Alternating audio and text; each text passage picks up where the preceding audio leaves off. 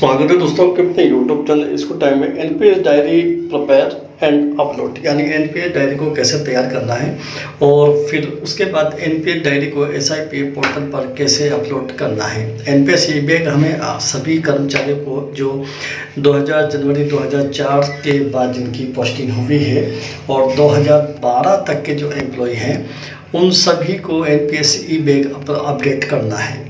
आदेश आप देख सकते हैं। जिन कार्मिकों की नियुक्ति राज्य सेवा में 1 जनवरी 2004 के पश्चात तथा 31 दिसंबर 2012 से पहले हुई है, उक्त सभी कार्मिकों को प्रथम एनपीएस कटौती से लेकर के 31 दिसंबर 2012 तक का GA55 एनपीएस पासबुक डीडीओ से प्रमाणित करवा करके एसआईपीएफ पोर्टल पर ऑनलाइन एनपीएस ई बैग में यथाशीघ्र अपलोड करवाना सुनिश्चित करावें, ताकि सभी कार्मिकों की एनपीएस कटौती राशि को एसआईपीएफ पोर्टल पर अपलोड किया जा सके। डायरी कैसे बनानी है और कैसे अपलोड करनी है, संपूर्ण प्रक्रिया हम वीडियो में आपसे शेयर कर रहे हैं। आप वीडियो के अंत तक बने रहें और चैनल को जरूर सब्सक्राइब करें, बेल आइकन को जरूर प्रेस कर दें ताकि नोटिफिकेशन आपको समय पर उपलब्ध हो सके। एनपीएस डायरी का ये फॉर्मेट है। यहाँ हमें किस तरीके से पूर्ति करनी है, ये फर्स्ट पेज है। फर्स्ट पेज पे आप अपना प्रान नंबर लिख दें, पैन नंबर लिख दें, एम्प्लॉय आईडी आप यहाँ पर दर्ज कर दें, अपना नाम दर्ज करें, पिता या पति का नाम लिखें और अपना पता लिखें। उसके बाद में date of birth, date of joining और डेट ऑफ कंफर्मेशन यानी स्थायी होने की दिनांक लिखें, 7 हफ्ते के दिनांक लिखें और अपने कार्यालय का यहाँ पूरा एड्रेस लिखें, यानी अपने कार्यालय का नाम लिखें जिसमें आप वर्तमान में कार्यरत हैं। उसके बाद में यहाँ पे नॉमिनी की डिटेल आपको भरना है, नॉमिनी का नाम लिखना है, नॉमिनी से संबंध लिखना है और कितना परसेंटेज आपने नॉमिनी को दिया हुआ है। एक से ज़्यादा नॉमिनी हम यहाँ दर्ज कर सकते हैं। यहाँ पे आपको अपना प्रान नंबर लिख दें, उसके बाद में अपना नाम लिख दें और पिता या पति का नाम लिख दें और उसके बाद में अपना पद यहाँ पर लिख दें। तो ये फ्रंट पेज है जिसको हमने कंप्लीट किया है।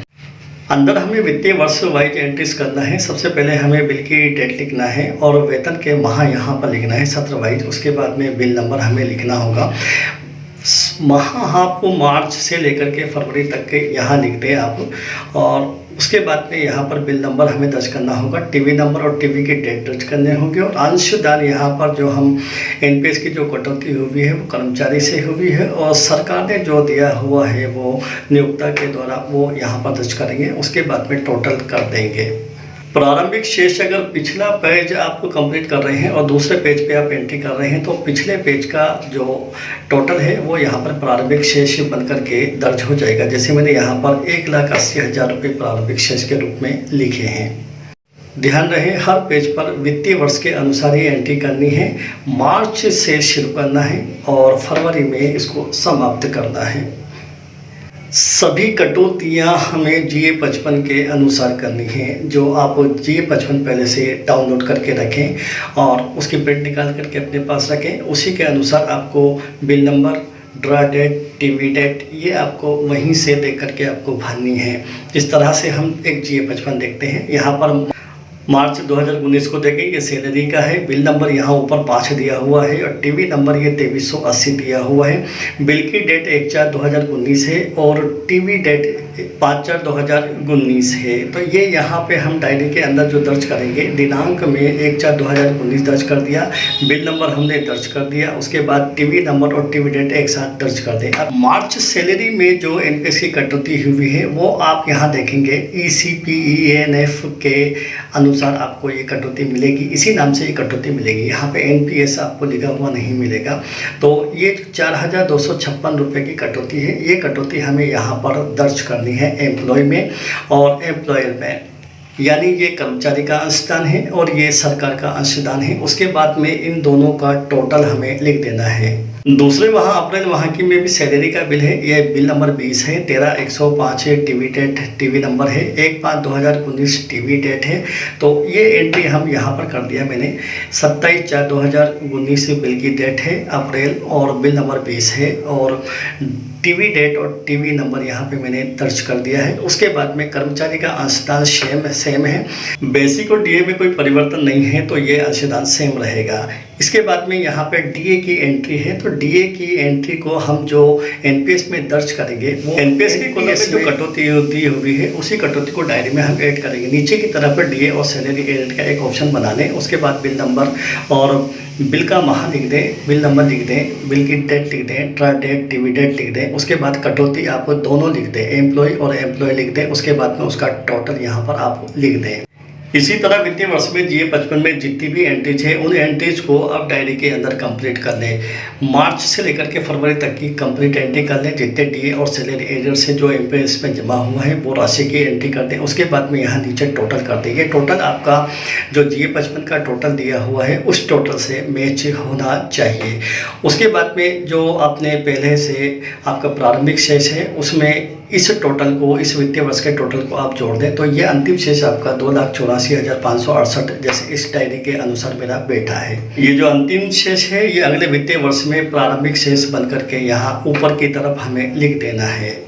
डायरी कंप्लीट करने के बाद में उसकी पीडीएफ बना लें। पीडीएफ बनाने के बाद में आप अपना एसएसओ आईडी से लॉगिन करें, अपना आईडी, पासवर्ड और कैप्चा इंसर्ट करें। उसके बाद में लॉगिन हो जाए।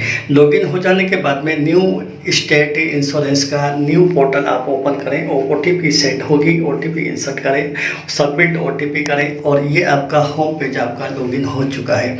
लॉगिन होने के बाद में सबसे पहले आप स्क्रॉल करते हुए नीचे की तरफ चले जाएँ। यहाँ पर आपका अपनी आपकी पर्सनल डिटेल होती है। उसके बाद आप स्क्रॉल करते हुए नीचे की तरफ बढ़ते चले जाएं तो आपको यहाँ पर ई बैग आपका जो एनपीएस का मिलेगा, वर्तमान में आपका यहाँ पर 0 इसमें संख्या दर्ज होगी। आपको एक ऑप्शन मिलेगा अपडेट ई बैग का। अपडेट लेजर से ऊपर अपडेट ई बैग का ऑप्शन है। अपडेट ई बैग के ऑप्शन पे हमें क्लिक करके अपने ई बैग को कंप्लीट करना है तो इस पे हम क्लिक कर दें। अभी तक जो जो चीज़ यहाँ पे अपलोड हो चुकी है वो चीज़ आपको यहाँ पर शो होगी। जैसे यहाँ पर एम्प्लॉय एसआई बॉन्ड और फर्स्ट फर्दर डिक्लेरेशन यहाँ पर एक्टिव के अंदर दिखा रहा है तो ये पहले से ऑलरेडी अपलोड है। तो सेलेक्ट स्कीम के अंदर अपन क्लिक करते हैं और सेलेक्ट स्कीम में आपको एनपीएस सेलेक्ट करना है। सेलेक्ट डॉक्यूमेंट यहाँ पर GA 55 भी हमें अपलोड करना है और एनपीएस पासबुक भी हमें अपलोड करना है। तो पहले एनपीएस पासबुक हम अपलोड करते हैं तो एनपीएस पासबुक के ऑप्शन को हम क्लिक करते हैं। ध्यान रहे अपलोड करने के लिए पहले आप पीडीएफ में इसको तैयार कर लें और ब्राउज के ऑप्शन पे आप क्लिक करें। साइज इसकी 10 MB से ज़्यादा नहीं होना चाहिए, अगर ज़्यादा है तो उसको आप कम कर लें। अपलोड ब्राउज के माध्यम से आप करें। उसके बाद में सेव पर आप क्लिक करें। तो जैसे ही आप सेव पर क्लिक करेंगे तो ये फाइल आपकी यहाँ पर अपलोड हो जाएगी। फाइल अपलोड में थोड़ा वक्त लग सकता है। यहाँ पे सक्सेसफुल आपकी फ़ाइल अपलोड हो चुकी है। जैसे ही फाइल अपलोड हो जाएगी ये अपलोडेड फाइल आपको नीचे शो हो जाएगी। यहाँ आप इसको ओपन करके भी चेक कर सकते हैं। जैसे ओपन करेंगे ये डाउनलोड हो जाएगी, फिर आप इसको चेक कर सकते हैं। उसके बाद इसी तरीके से आप GA 55 भी अपलोड करते हैं, उसी की भी एक ही PDF आप बना सकते हैं। ये बनाने से लेकर के अपलोड तक की प्रक्रिया हमने वीडियो से आपसे शेयर की है। उम्मीद है आपको पसंद आई होगी। अपने साथियों के साथ जरूर इसको शेयर करें। मान लीजिए यदि आप पासबुक को किसी कारणवश पोर्टल पर ऑनलाइन अपडेट नहीं कर सकते हैं तो कार्यालय में व्यक्तिगत रूप से उपस्थित होकर जमा भी आप करवा सकते हैं। ये सुविधा भी आपको विभाग के द्वारा उपलब्ध कराई दी गई है कि आप खुद जाकर के भी जमा करा सकते हैं। धन्यवाद। रहिए हमारे साथ। चैनल को लाइक कीजिए, सब्सक्राइब कीजिए और वीडियो को शेयर कीजिए, ज़्यादा से ज़्यादा शेयर कीजिए। धन्यवाद। तो बने रहिए हमारे साथ। चैनल को लाइक कीजिए, सब्सक्राइब कीजिए और वीडियो को शेयर कीजिए, ज़्यादा से ज़्यादा शेयर कीजिए। धन्यवाद।